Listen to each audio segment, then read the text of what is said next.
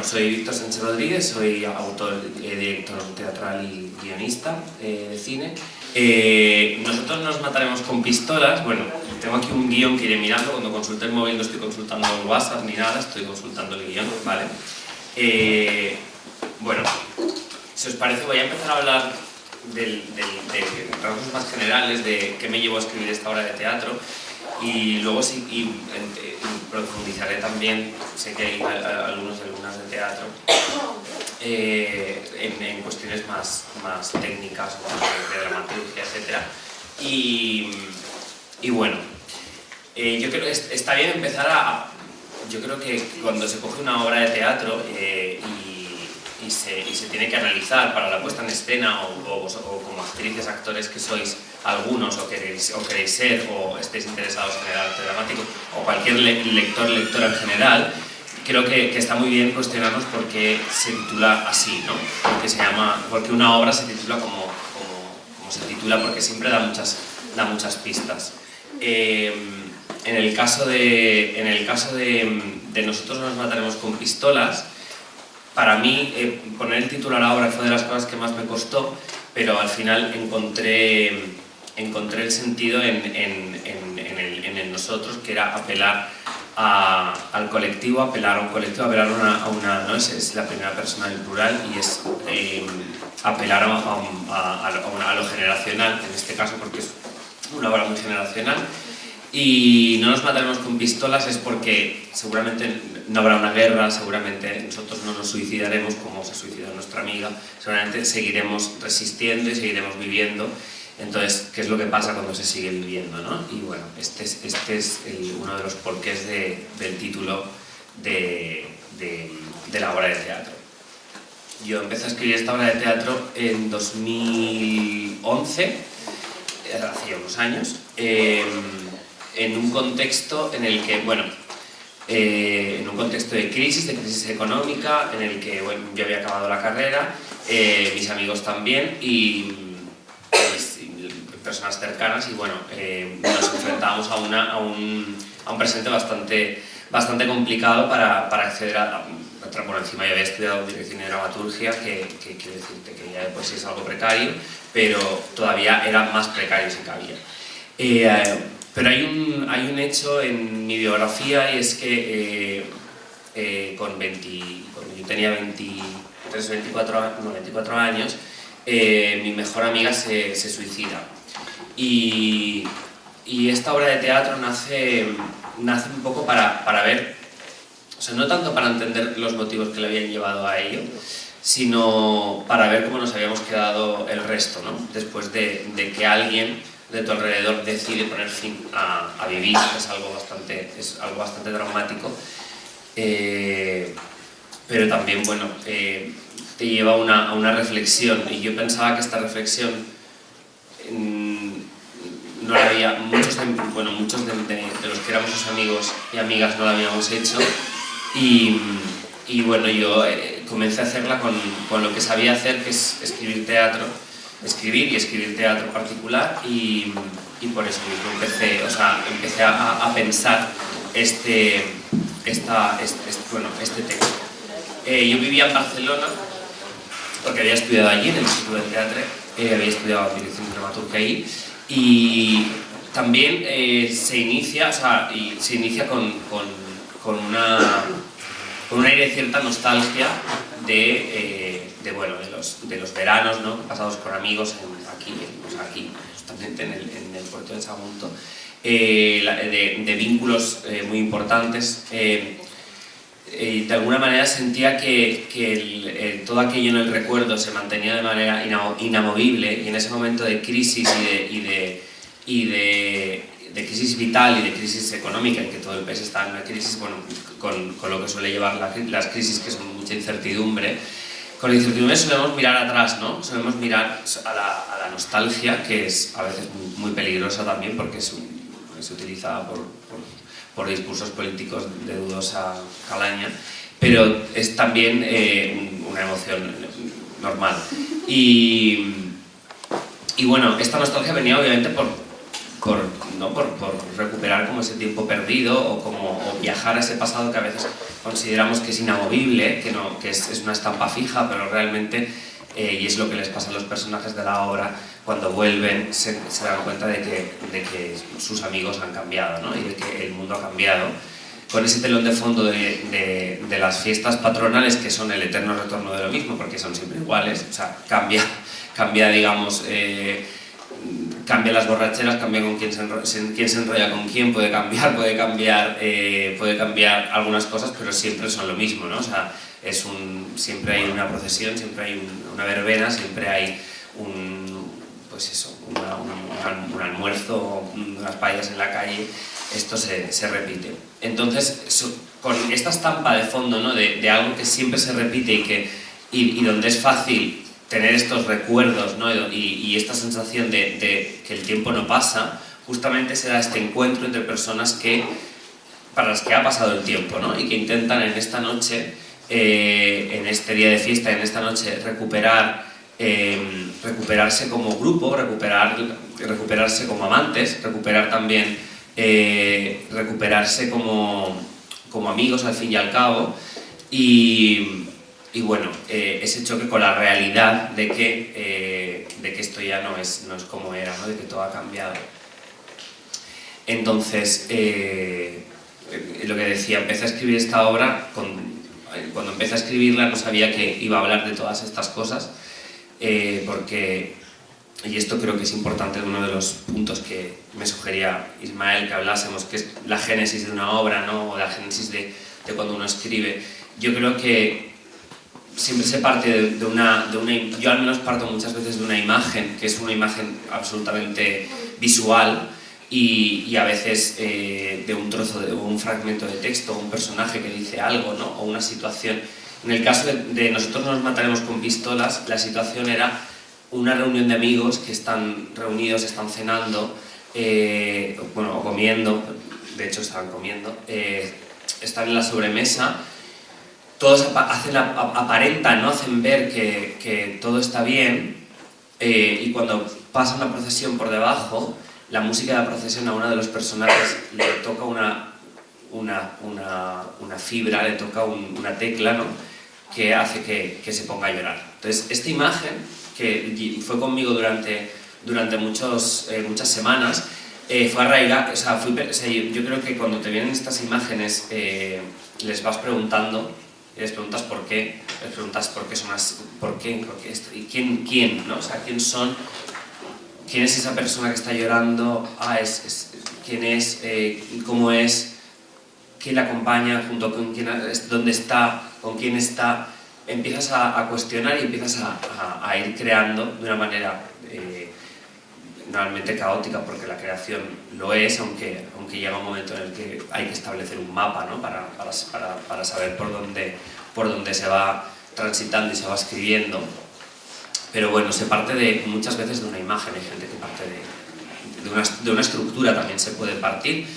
Y de hecho luego hablaremos de la estructura de Nosotros nos mataremos con pistolas, y también para mí encontrarlas siempre cuando estoy escribiendo.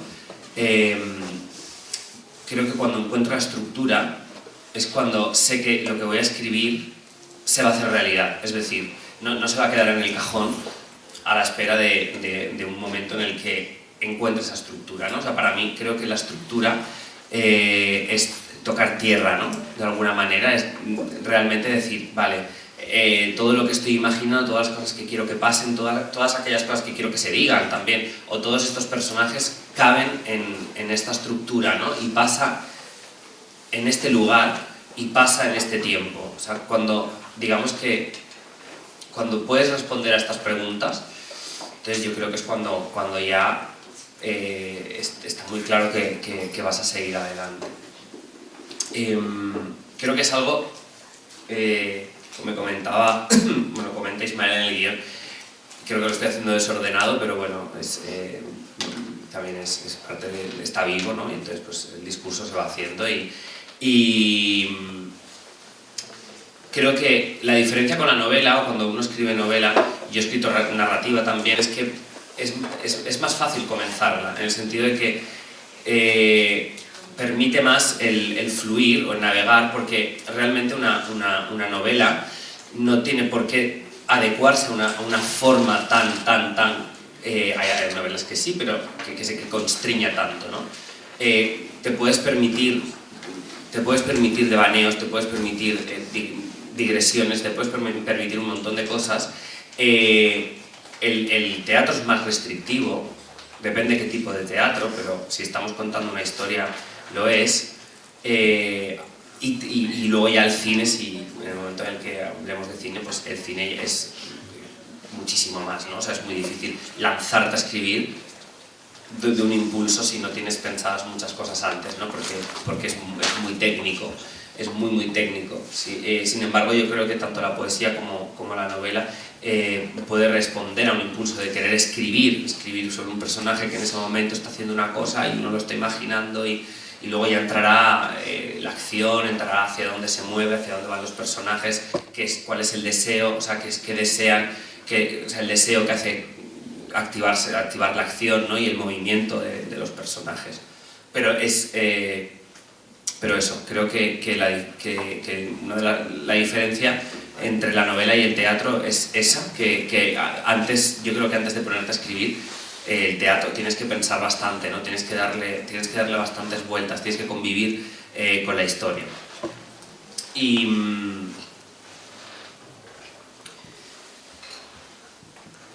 en cuanto a... No, sigo hablando de nosotros nos mataremos con pistolas. En un momento dado surge esta idea, ¿no? Surge esta situación que son cinco amigos y amigas que se reúnen en la casa de una, ¿no? Y tratan de volver a lo que decía, ¿no? Tratan de volver a revivir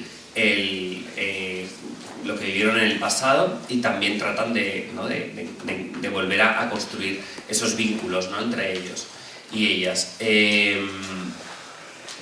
Al final lo que acaba pasando es que normalmente siempre está bien que pensemos las obras de teatro como aquello que sale mal, ¿no? Aquello que no sale, porque de hecho acaba saliendo mal porque acaba pasando otra cosa, ¿no? Siempre y cuando trabajo con actores siempre les digo a los actores que piensen cómo les saldría bien las cosas a su personaje, ¿no? Antes de poner... Entonces, que prácticamente es cuando no hay obra, ¿no? Que es cuando no hay obstáculos, cuando el deseo no encuentra un obstáculo, ¿no? Que es lo que genera un conflicto y que es lo que genera el movimiento, ¿no?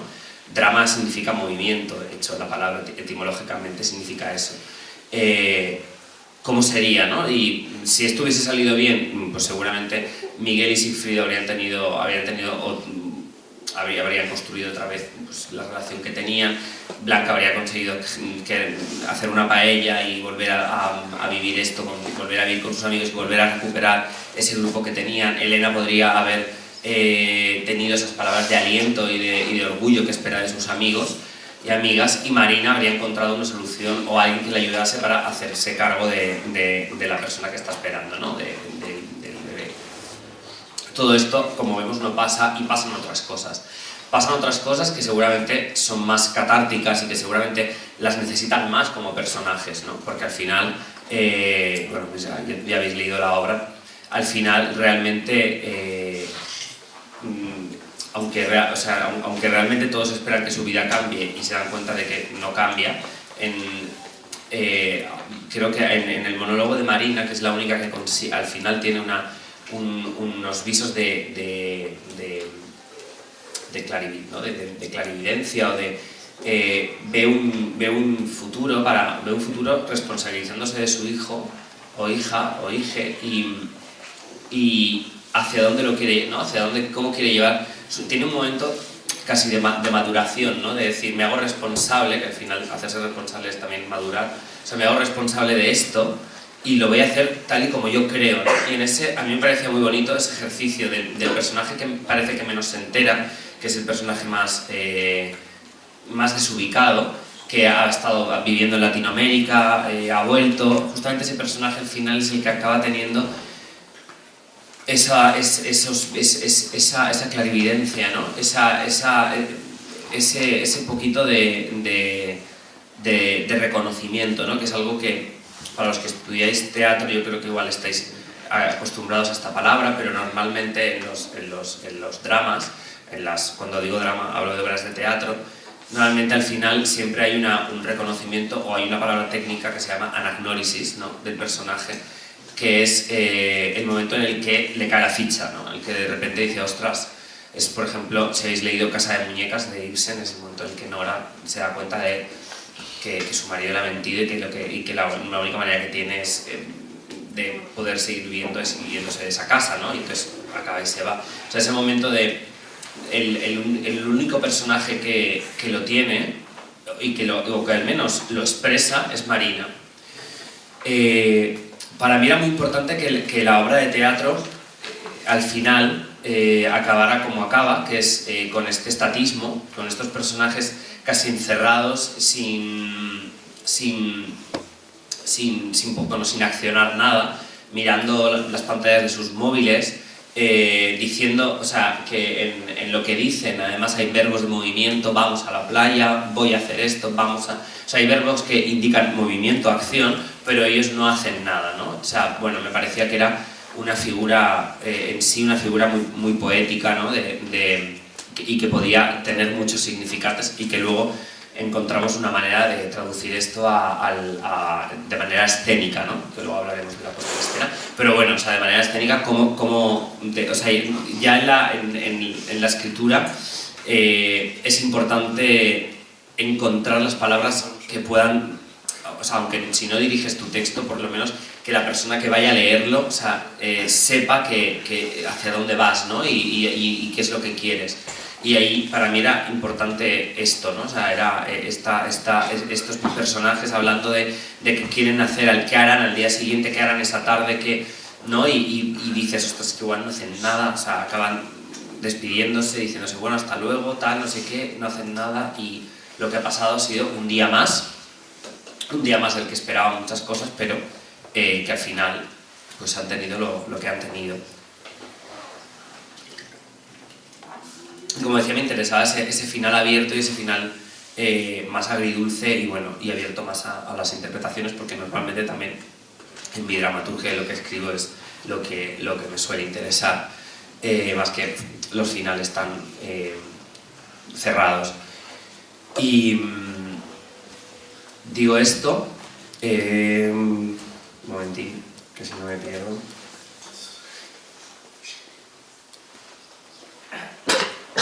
Os hablaba del final de la obra y de la temporalidad de la obra, que para mí era muy importante que pasaran 24 horas, o sea, que fuera esa jornada que es casi unidad de tiempo absoluta, ¿no? O sea, vamos, los clasistas franceses decían que las obras de teatro no tenían que tener unidad de acción, unidad de tiempo y unidad de lugar, y planteaban, ¿no?, casi a tiempo real las obras de teatro, ¿no?, en las que pasaban en un solo día. Esta obra pasa en un solo día con determinadas elipsis donde digamos que se focaliza, como habéis visto, en capítulos que son momentos de un reencuentro que también tienen o denotan una psicología o denotan algo que pueda pasar, ¿no? O sea, la bienvenida, que es cuando, bueno, o sea, como bien dices, la bienvenida, bueno, todos están en la bienvenida y de alguna manera van entrando en materia, se van contando cosas, pero la careta, digamos, sí, yo creo que esta es una obra donde la máscara se va cayendo, ¿no? Y sabéis que máscara viene del latín, significa persona, a mí me gusta mucho porque es como que realmente siempre estamos actuando, ¿no? O sea, hasta cuando somos personas actuamos y tenemos una máscara y aquí vemos cómo se va cayendo, ¿no? Y al principio es cuando hay más cosas que se intentan ocultar y ellos intentan ocultarlas. El segundo es el aperitivo, que es cuando empiezan a beber alcohol y a desinhibirse y a entrar más, que es cuando se hace esta revelación que hace Elena sobre Miguel. A ver. esta revelación que hace Elena sobre Miguel, que conoce que digamos que detrás del relato del triunfador es mentira, no existe, o sea, sabe que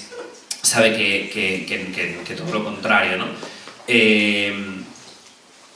Y bueno, digamos que hace esta revelación delante de los demás por diversos motivos. Uno seguramente la envidia, pero también motivado por ver como siempre a este personaje que guarda muchos demonios, siempre se le ha visto como alguien casi un héroe, ¿no? Y entonces ella que se siente siempre como una persona a la que dentro de su grupo de amigos no le valoran todo lo que ha conseguido, pues decide, ¿no? cargárselo en directo. Y de ahí pasamos a la comida, que es el momento, ¿no? del recuerdo, es el momento donde el recuerdo entra, que siempre es algo difícil de hacer en una obra de teatro porque el teatro siempre es en presente y cuando empezamos a entrar, o sea, dejamos que entre el pasado dentro de la obra, y lo que está contando siempre es muy complicado para un dramaturgo, y hay que encontrar la manera de hacerlo bien, pero en este momento en el que de alguna manera hay un conflicto en el pasado porque no se acuerda muy bien de lo que pasó, entonces es una manera de hacer que entre, porque no se ponen ni ellos mismos de acuerdo de su relato como grupo de amigos. Entonces en este momento es cuando Miguel explota y hace un monólogo, ¿no? Que es muy catártico y donde hay bastante punto de vista mío y donde hay, bueno, que es como muy importante. Pero bueno, hablando de la temporalidad, de ahí pasaríamos a la sobremesa, donde todos están heridos y de repente se vuelven a unir para ir al desenlace, ¿no? Que es la fiesta, donde se vuelven a unir y digamos que todo el mundo explota y dice aquello que se ha podido guardar, incluso que se ha guardado de sus amigos, para al final volver a estar unidos casi como al principio, ¿no? O sea, son como, después de haber atravesado todo el vendaval y toda la historia, pues cómo quedan, ¿no? Y cómo se vuelven a relacionar desde ahí, casi como si no hubiera pasado. Para mí era importante como si no hubiera pasado, porque la obra de teatro, hablando de influencias, a mí influyó muchísimo cuando estaba estudiando la carrera, el teatro argentino, que entonces empezó a venir muchísimo a Barcelona, autores como Claudio Tolcachir, Daniel Veronese y Javier Daute, Spregelburg, pero bueno, sobre todo por lo que respecta al hipernaturalismo que yo quería conseguir con Pistolas. Por eso también dividirla en estas horas del día, y la puesta en escena era una puesta en escena donde los actores estaban en un código muy realista y también muy cercanos al público. Sobre todo el trabajo que Daniel Veronese hace con las obras de Chekhov es muy importante para mí, para mi formato. O sea, cuando lo veo pienso, ostras, quiero hacer esto. Y bueno, yo creo que dentro de toda mi dramaturgia tengo otras obras que son muy diferentes. Sí, es verdad que hay unas obras de marcado teatro político, luego hay otras que son de un teatro más existencialista, y luego hay algunas que son un cruce, y que bueno, ahí los referentes son otros, ¿no? Son el teatro británico de los años 90, la generación In Your Face, teatro alemán también, y también en cuanto al teatro político, el teatro que se hace en Chile o en determinado momento, que también me interesa mucho. Pero en este momento, como decía, el hiperrealismo bebe de estos autores que os he comentado. Si os parece, os voy a poner comentado todo esto, y ahora, y antes de pasar a que me podáis preguntar, etcétera, vamos a ver el teaser de la obra de teatro para que supongo que no sé si habéis visto, ¿no? Para comentar luego ciertas decisiones de puesta en escena que yo creo que os pueden resultar interesantes.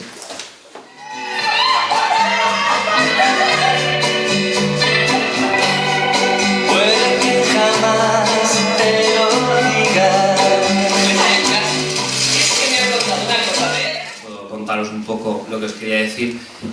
Yo también soy director de escena, entonces bueno, siempre pongo en pie mis textos, exceptuando algunas excepciones. Y bueno, a veces es complicado, o sea, yo digo que tienes que disasociarte mucho porque para no quedarte en lo literal, ¿no? O sea, siempre una puesta en escena gana cuando no se queda en lo literal del texto, sino que se eleva de alguna manera o encuentra también su propio lenguaje.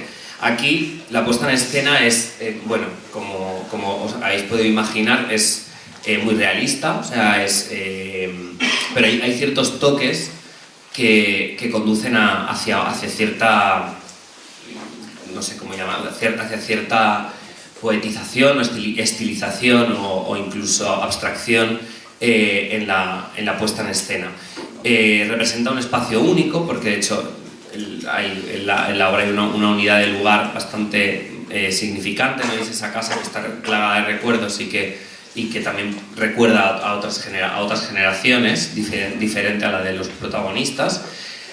Y aparte también las paredes, en vez de ser paredes, son telas. Cuando empezaba la obra de teatro, todas eran cuatro paredes. La cuarta pared, que siempre es a la que llamamos, ¿no? a la del público, también estaba echada, ¿no? Casi como respetando ese espacio interno, y los actores, estaban en primera fila y entraban en primera fila junto con el público y entraban, ¿no? Porque de alguna manera queríamos mostrar que los personajes venían de ahí, venían de vosotros, ¿no? Venían del público, ¿no? Pero bueno, estas cuatro paredes eran de tela, también porque el movimiento que generaba, para mí, era una manera de escenificar el verano, ¿no? O sea, porque para mí un verano muchas veces es una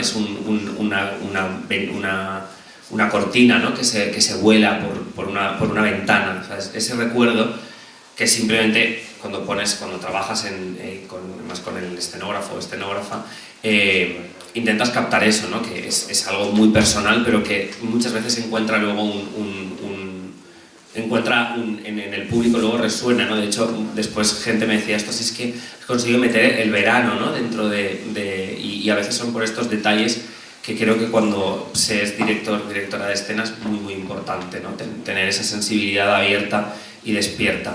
Y era importante eso, ¿no? Para el movimiento, esa fragilidad que tenía el espacio escénico, y después era un espacio que tenía los suficientes puntos como para permitir que era una obra larga, es una obra que dura 2 horas, entonces que pudiera haber bastante movimiento escénico, ¿no? entre los actores. Y al final, que para mí fue un final que encontramos además durante la puesta en escena, el final, mientras todos estaban mirando los móviles, Marina, que era la encargada de abrir esa cuarta pared al principio, era también la encargada de cerrarla, y al final eso es la idea de aislamiento, ¿no? De esos personajes que ya eran más que unos personajes, ya eran una generación, o sea, ya eran muchas veces, ¿no? Los personajes son figuras retóricas también, o sea, pues ese grupo de personajes también ya era una generación, y esa generación estaba ahí encerrada mirando el móvil sin poder decidirse a hacer algo.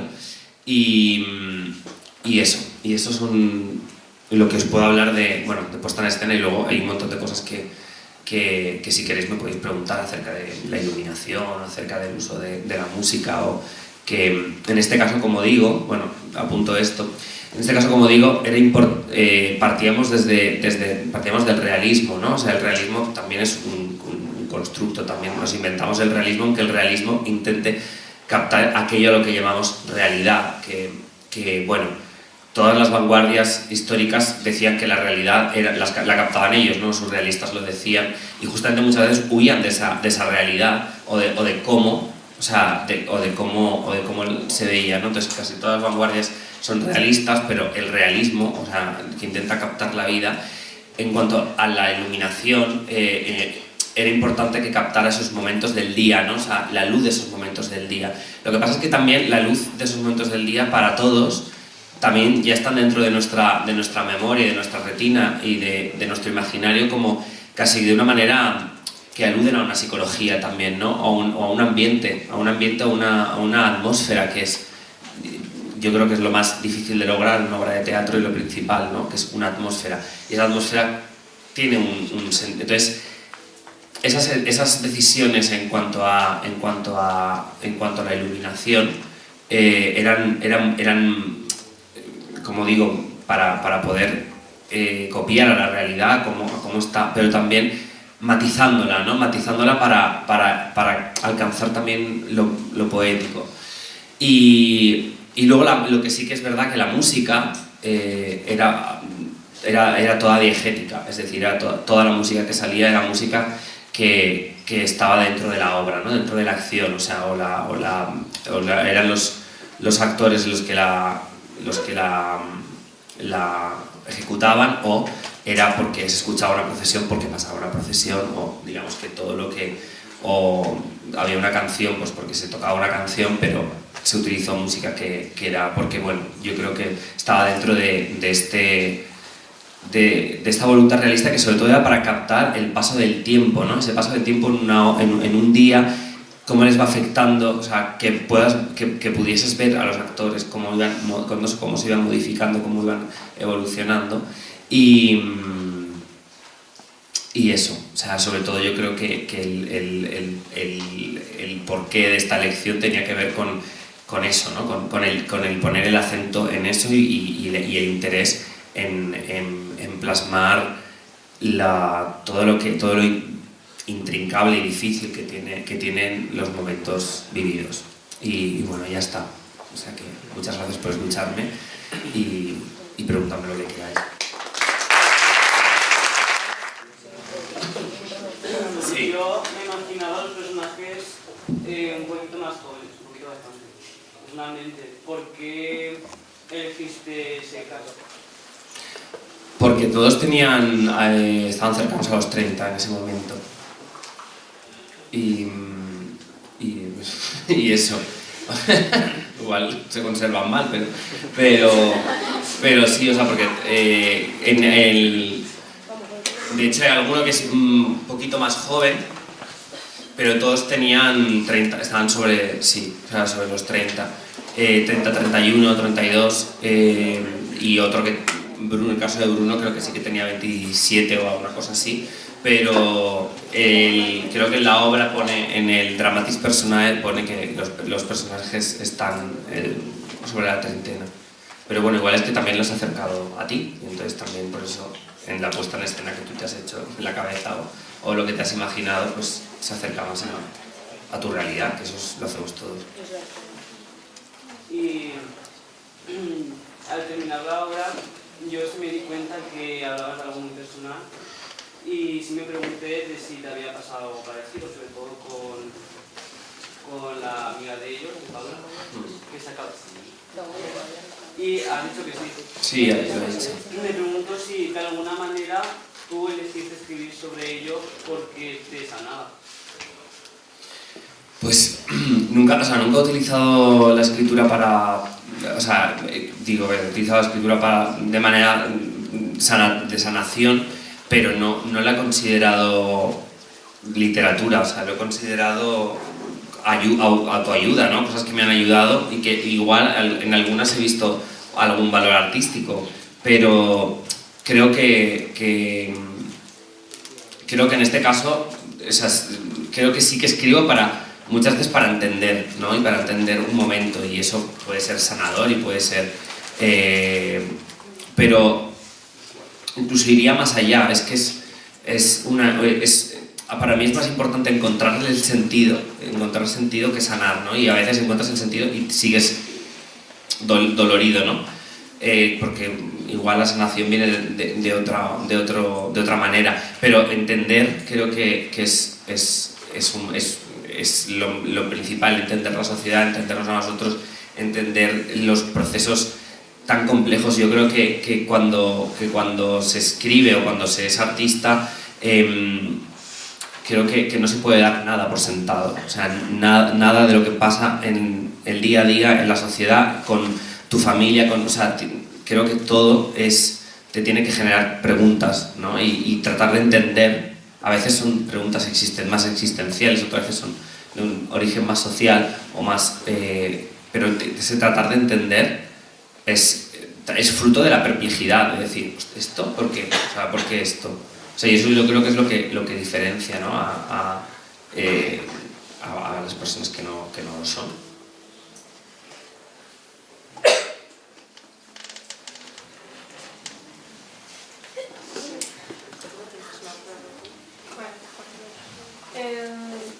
Nada, cuando estábamos leyendo la obra en clase, me di cuenta que hay un momento en el que al día siguiente van a despertar a Elena y no se despierta. Y en vez de preocuparse porque el día anterior había tomado sustancias ilícitas, como que le ignoran y lo dan como que algo normal. Y yo le di una interpretación, pero quería saber, tipo, para vos, tipo, si significaba algo, o sea, algo como así como... No, pero tú que... O sea, es mejor que te escuchemos a ti. ¿Tú qué has pensado? Como que yo la interpreté como... o sea, básicamente ella podría haber tenido una sobredosis tranquilamente. Y ellos en vez de tomar la decisión madura de preocuparse y ver si está bien, como que lo ignoraron y siguieron enfocándose en ellos mismos.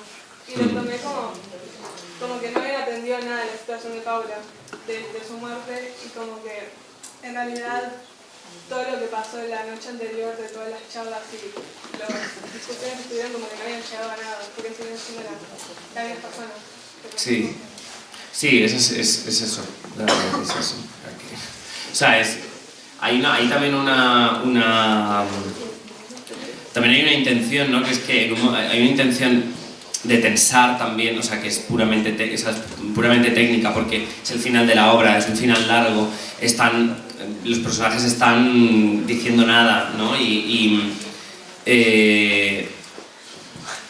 Este momento al público lo que le generaba era tensión, ostras, ¿qué ha pasado, no? Entonces estaba muy bien porque al generar tensión entraba mejor momentos que por texto eran muy reflexivos, o se cuenta un sueño, o de repente, ¿no? O sea, y estaba bueno, ¿qué ha pasado? ¿Qué ha pasado con Elena? ¿Estará viva? ¿no? Ese final, cuando escribimos tenemos que activar ese ¿qué ha pasado? ¿Qué pasa? ¿No? O sea, tenemos que activar esa curiosidad. Y luego sí, o sea, lo que viene a decir es eso realmente, ¿no? Que también están acostumbrados a que ella se pase y bueno, es como, bueno, no pasa nada, ¿no? Pero bueno, la única que he dicho que está un poco intranquila es Marina, ¿no? Que como he dicho antes es la única que sí que hace un viaje, es la única a la que el drama le sirve de algo, ¿no? O sea, le sirve para hacer algo diferente, sí. Sí. ¿Piensas sacar una película?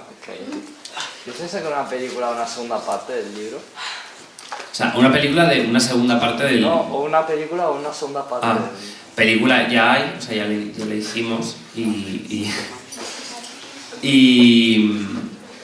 segunda parte no, la verdad que no. Pero todo el mundo me lo ha dicho, o sea, en algún momento me lo ha sugerido. Pero... Hay una cosa que no entendí nada, y es cuando se pueden hablar de los sueños y la tortuga esa. No entendí nada. ¿Pero qué es lo que no entendiste? ¿Por qué hablaban de eso? O sea, el sueño en sí... Sí, o sea, porque... realmente, o sea, fue como... me pareció como que para Marina sí era realmente importante, pero yo no acabé de entender el por qué, fue como medio trascendental para ella. No sabemos esa consecuencia. No, pero el sueño lo tiene Miguel. Sí, pero como que para Marina es importante la interpretación que le da. Para Marina es importante la explicación que le da porque de alguna manera el subtexto que hay, que no es explícito porque no puede ser, porque está Sigfrido, o sea, lo que le está diciendo, ten cuidado, o sea, en realidad todo te va a ir bien, pero ten cuidado, o sea, por eso se lo repite tantas veces. O sea, es una manera de decirlo de otra manera, ¿no? O sea, eso yo creo que hay que intentarlo casi siempre, que es intentar decir las cosas no de manera tan directa, porque también cuando hablamos nosotros, normalmente, a no ser, aquí hablamos muy directos, pero normalmente siempre, o sea, hay un montón de subtextos, ¿no? O sea, hay un montón de cosas que no se dicen. Y yo creo que no solo el buen teatro, sino que la buena literatura está cargada también de eso, ¿no? De aquello que nos lo hace... Nos lo hace imaginar, ¿no? O nos lo hace... nos pone en un lugar más activos como espectadores o como lectores, ¿no? Porque te dices, ostras, esto yo creo que es por esto, esto yo creo que es por lo otro. Pero bueno, en ese momento yo quería que se contaran un sueño, porque además para Miguel en ese momento, que se ha vuelto a acostar con Sigfrido, cosa que había jurado que no volvería a pasar, y tiene este sueño y está más perdido que un pulpo en su vida y que no sabe qué va a hacer ni qué va a ser, y además se levanta y Sigfrido está comportándose otra vez raro, como siempre se ha comportado. Entonces cuenta este sueño y bueno, Marina intenta de alguna manera ayudarle. Vi una palabra muy especial que aparece en la nostalgia, y te quería preguntar cómo la quisiste reflejar en la obra, como puntualmente, desde el punto de vista sobre la nostalgia, cómo querías que nosotros la interpretáramos. Bueno, sobre todo, nostalgia son dos palabras, del griego creo que es nostalgia y creo que es añoranza es como añoranza del hogar o algo así. Y en realidad esta palabra se inventa en 1600 y pico por un médico suizo que veía que había unos militares que estaban en otro destacamento, que estaban lejos de su casa, añoraban, ¿no? Y tenían este sentimiento, ¿no?, de nostalgia, y de hecho se catalogó como una enfermedad cuando bueno, nostalgia se sentía antes de que existiera la palabra nostalgia. De hecho, la Odisea es toda una obra sobre la nostalgia, ¿no?, de volver al hogar. En este caso yo creo que sobre todo lo quería expresar cuando piensan en su pasado, ¿no? Y que su pasado era mejor que lo que tienen ahora, e incluso ven ese pasado como hogar, o sea, ven ese pasado como el sitio donde se quedaron estancados, donde algo les hizo sentir y vivir de una manera auténtica, y que todo lo que les ha pasado después no lo es. Entonces yo creo que en sí todo apuntaba a la nostalgia, porque la casa donde están es una casa antigua que recuerda otro tiempo. Ellos mismos cantan una canción que compusieron cuando eran adolescentes. Recurren a estas cosas recurren a factores que hablan de otro tiempo, ¿no? Y eso, básicamente. ¿Ya hemos acabado? Vale. Bueno.